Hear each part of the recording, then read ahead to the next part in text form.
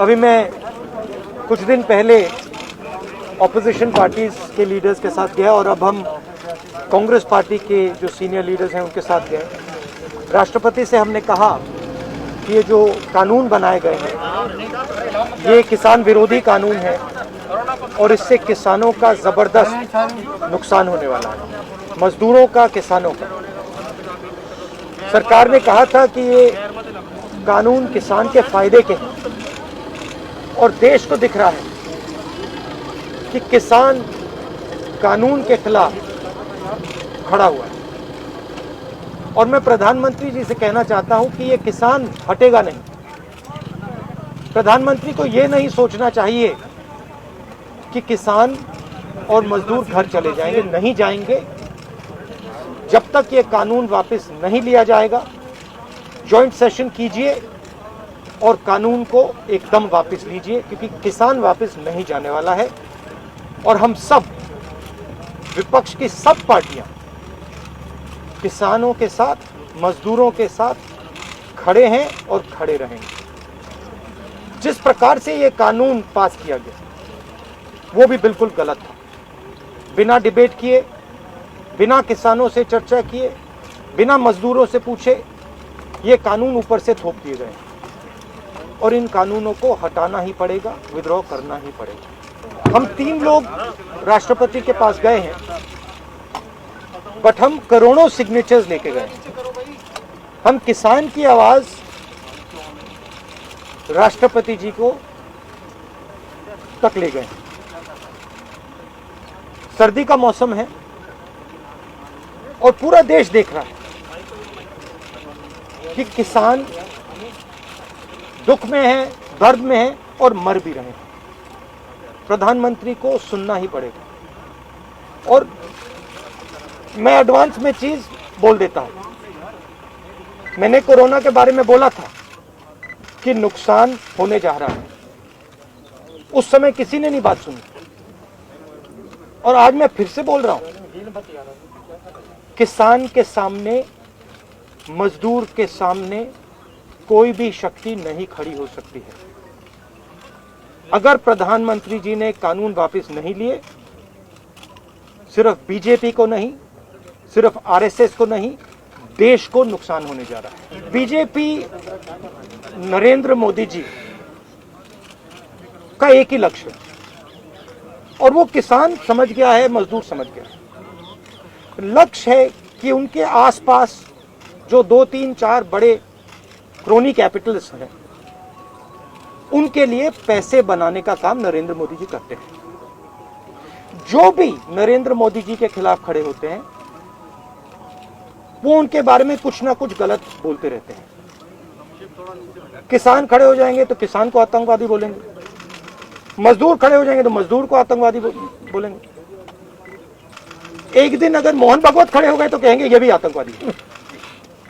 मतलब जो भी नरेंद्र मोदी जी से सत्ता लेने की कोशिश करेगा वो आतंकवादी है।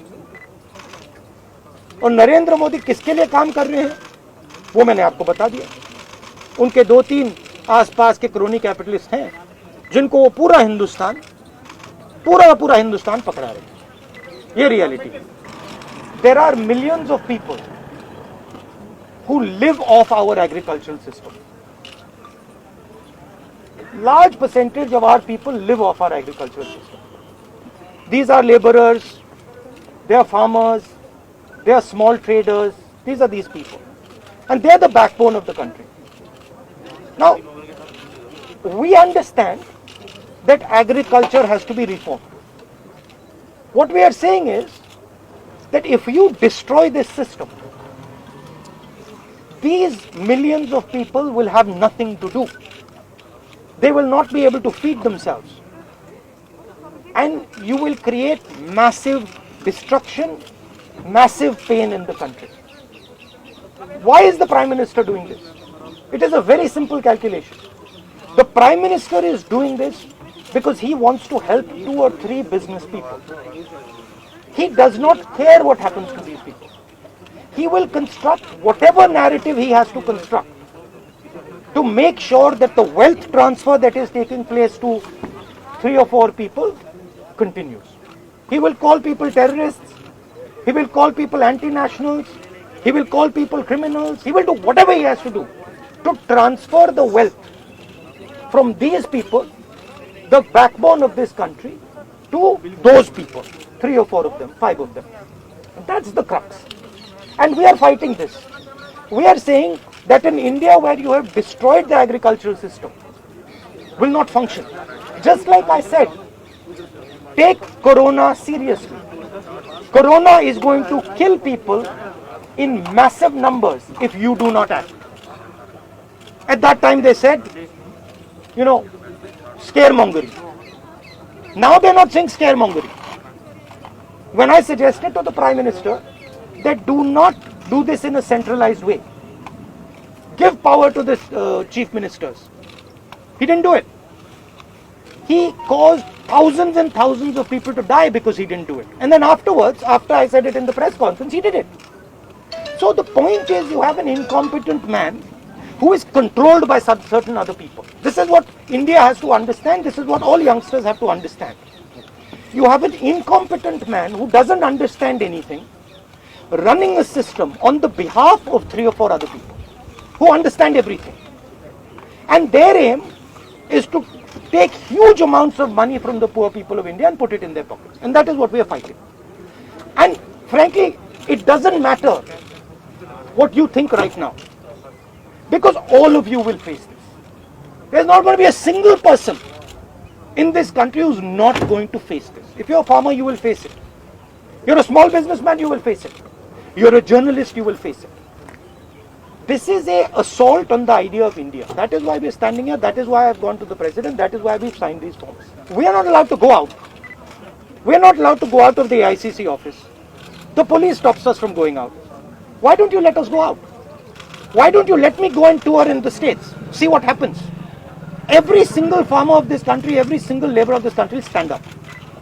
But आप पुलिस लगवाते हो, हाथरस जाते हो, अरेस्ट करते हो, तो AIC से हमारे MPs को बाहर नहीं निकलने देते हो, और फिर कहते हो कि भैया मतलब सब कुछ ठीक है. और Prime Minister needs to realize that there is a limit to this.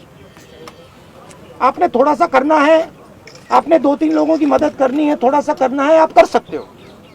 But जिस प्रकार से नरेंद्र मोदी कर रहे हैं, मैं फिर से दोहरा रहा हूं, हिंदुस्तान के किसी भी युवा को रोजगार नहीं मिलेगा. सारे छोटे बिजनेस, सारे मिडिल साइज बिजनेस खत्म हो जाएंगे. और दूसरी बात याद रखिए, जिस चीज को आप सब भूल गए हैं, चाइना बॉर्डर पे बैठा है. चाइना ने हिंदुस्तान की हजारों किलोमीटर जमीन छीन ली है. प्रधानमंत्री उनके बारे में क्यों नहीं कहते? उसके बारे में चुप क्यों है? तो मेरा कहना है कि पूरा का पूरा कॉम्बिनेशन बन रहा है. एक तरफ आप अपने सिस्टम को तोड़ रहे हो, आप अपने लोगों को लड़ा रहे हो, आप अपने किसान को मार रहे हो, मजदूर को मार रहे हो, और दूसरी तरफ बाहर से फोर्सेस देख रही हैं, कह रहे हैं कि बहुत अच्छा है, नरेंद्र मोदी हिंदुस्तान को कमजोर कर रहा है और हमारे लिए अच्छी अपॉर्चुनिटी बनने जा रही है. मैं देश को बता रहा हूं, मैं वार्निंग दे रहा हूं कि आप देखिए क्या हो रहा है. और मैं आपको भी कह रहा हूं, प्रेस वालों को भी कह रहा हूं, मैं समझता हूं कि आपको सैलरी मिलती है और आपके लिए बहुत मुश्किल है. मैं समझता हूं बात, इसलिए आप नहीं कह पाते हो जो आपको कहना है. मगर आपके देश को, हमारे देश को बहुत जबरदस्त नुकसान होने वाला है. बहुत डेंजरस रास्ते पर यह देश चल रहा है. कांग्रेस के तमाम एमपीज को इंक्लूडिंग प्रियंका जी को भी जो है डिटेन करे, उस पर आपको लगता है? वो तो तरीका है, इनका तरीका है डिटेन करना, मारना पीटना, ये इनका तरीका है. बट हम नहीं डरते. आपको लगता है सही है? ये आप किस देश की बात कर रहे हो?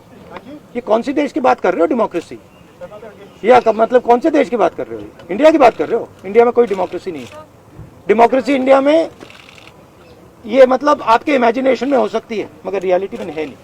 आप एग्रीकल्चर फार्मर थी, अब आप जर्नलिस्ट हैं, है ना? तो आप जानते हो कि आपके फादर ने इन्वेस्टमेंट किया या नहीं? मैं तो जानती हूं, लेकिन अरे मैं आपसे पूछ रहा हूँ, आप देश की महिला हैं, आपके पिता ने इन्वेस्टमेंट किया ना? मेरी मदर फार्मर है, उन्होंने इन्वेस्टमेंट किया ना? किसके लिए इन्वेस्टमेंट किया? क्या इन 2-3 लोगों के लिए इन्वेस्टमेंट किया? 24 घंटा इन्वेस्टमेंट करते हैं और उधर इन्वेस्टमेंट कहीं और जाता है, रिटर्न कहीं और जाता है. Thank you.